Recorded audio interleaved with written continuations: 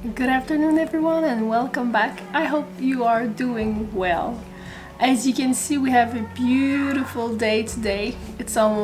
We still have a lot of snow, so the sun is just like bam, entering the house. I won't complain about it. We have a nice like 10 degrees Celsius plus the sun, so it's a really nice day. We've been struck with COVID, so we've had a little hard time this weekend, which made me procrastinate on a few things like uppotting my tomato plants. As you can see, a few of them, they are getting leggy and they really need to be transplanted. So I did start a little bit yesterday night and I stopped because I wanted to show you guys how I uppot my tomatoes. I'm not going to go deep in the subject of uppotting tomatoes. First off, because I'm not a pro and there are a lot of videos about it on the internet and YouTube, so I'm not gonna pretend that I know more than anyone else what I'm doing, but I'm gonna show you what I tried last year with a few of my plants and what worked and which is why this year I'm going to do it with many pots. So I've never seen anyone doing that before. I tried it last year just for the sake of it and it turned out okay. So we do have, as you might know, I live in a zone 2. We have a very short season, which varies between, I would say, 80 and 105 days maybe. So for a lot of varieties, if I want to try them, I really need to start early in the season, which is why I'm uppotting these in pretty big containers. You're gonna see why I put brackets here. We are able to have many varieties of tomatoes, but the bigger ones, the ones that I really want to try, there's no guarantee. Sorry. There's no guarantee for me to be able to grow them, which is why I started them sooner, and that I'm going to plant them. I do have, this is actually a batch to go in the greenhouse. They're gonna go in it soon because the greenhouse almost daily rise up to over 15, and that's like the cloudy days. It often goes above 20 degrees Celsius, 25, 28 and something. It's just during the night it's not holding the temperature pretty well yet, but I do have some a heating system in there. It just gets expensive if I start it every night. So they're gonna go in there soon.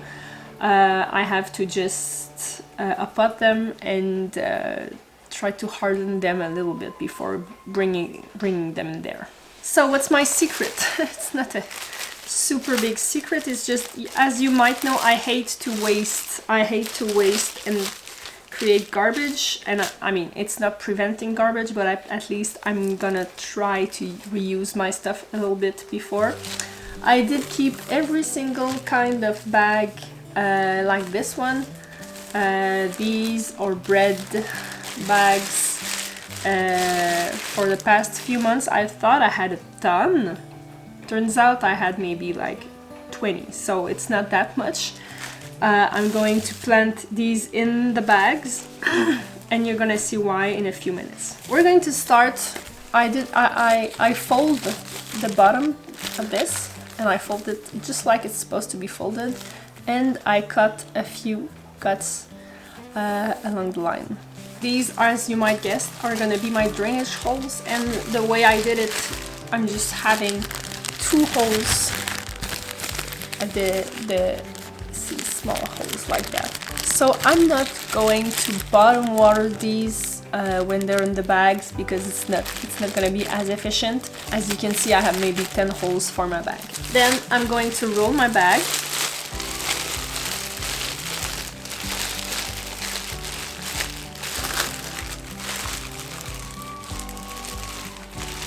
Just like a little baluchon, like this.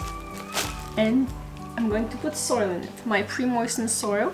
You might already know this. You want to pre-moisten your soil before potting or up-potting your plants. It's just gonna give them, I mean, why not? Instead of planting them in dry soil. So I'm just putting a little bit of soil in the bottom of it.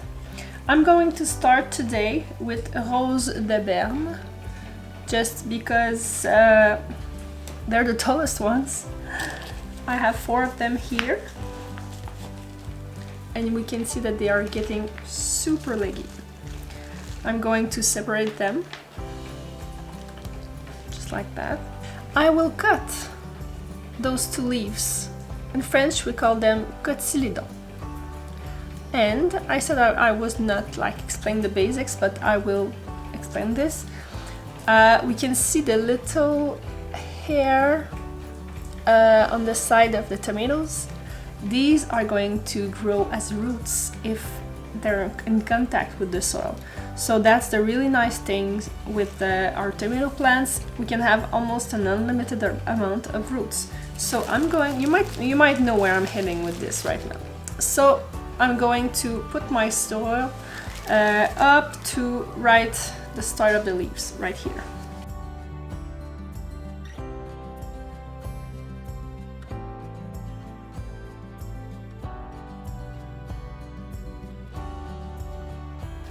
And I'm going to fill it, not super tight, but at least so my bag can hold.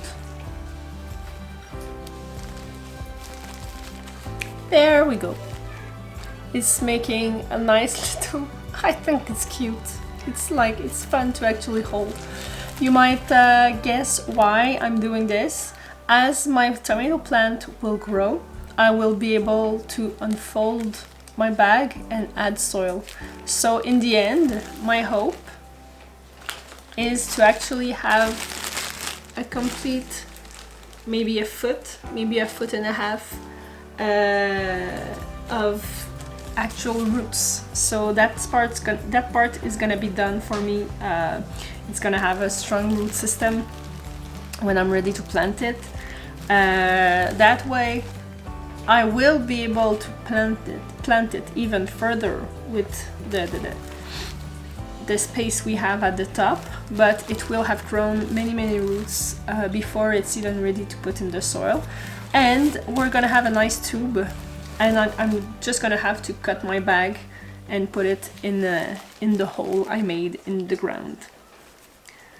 So this is not going to save you space or soil. It's actually going to take you a lot of soil if you want to do this with all your plants, but I think it's a nice thing to try in order to give a boost to our tomato plants before they're even ready to get in the soil. So I'm going to do the rest of them. I don't have that much bags left, which is kind of a bummer, and I'm not going to forget to identify my tomatoes. And tell me about it in the comments, what you think about that, if you have any more tips and tricks like that. I'm planning to do the same with some milk cartons. Just more work from the idea I have in my head. It's more work than with the bags. Leave a comment, give a thumbs up if you like this video, and don't forget to subscribe. And I'll see you next time in the next video. Bye!